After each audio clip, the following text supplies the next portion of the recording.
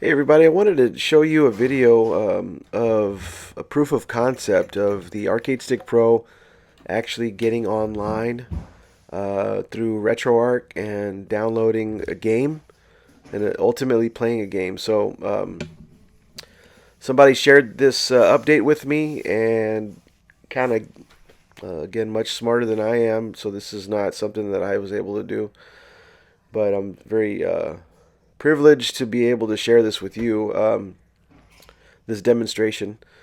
So it's an update file that installs RetroArch into your Arcade Stick Pro internally. Now the reason why that's important is because it's you need that USB port so that you can plug in an Ethernet adapter, because that's kind of how you would get online, right? And there's only one USB port that's available.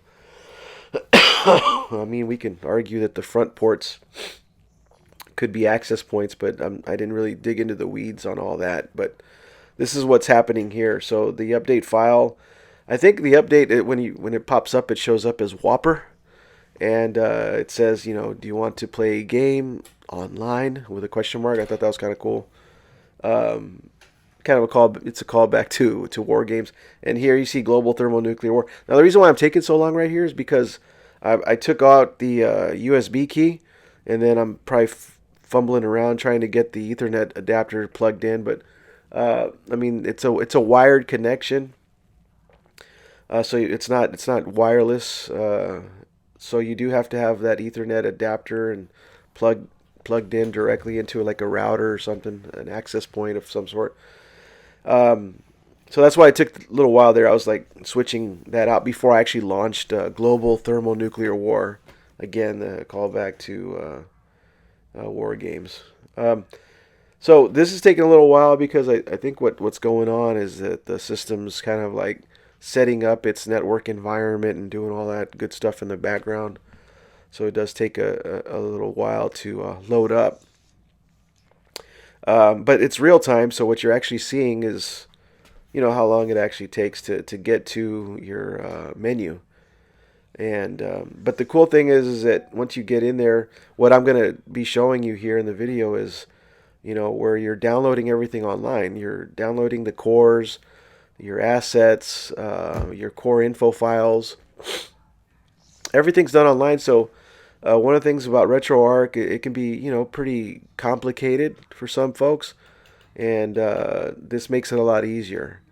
One of the benefits of actually having RetroArch on your computer is that you could just kind of click everything and it'll just kind of load itself up and do everything that you need, right? So this is kind of a demonstration of that too. So now I'm on the online updater where I want to do the update core info file. So this will basically just give me a list of all the available cores for this version of RetroArch, and then updating the assets. I'm not really too sure what the assets are, but I know that it's important, so I was told to make sure to do that.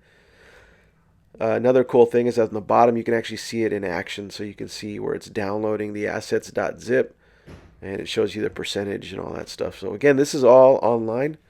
This is me hooked up through an Ethernet connection to a satellite. Actually, a satellite. I've got one of those Orbi deals, and I'm using the satellite through its Ethernet port. But yeah, it works. So the last thing I'm going to do here is do the core downloader. And when you go there, it takes the list, the core info list that you did. So these are all the cores that are available. I'm looking for Cave Story, the NX engine.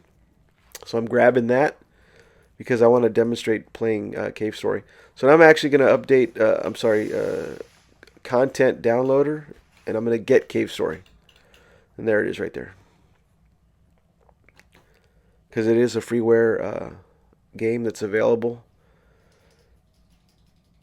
So I downloaded that. So now I'm going to load it up.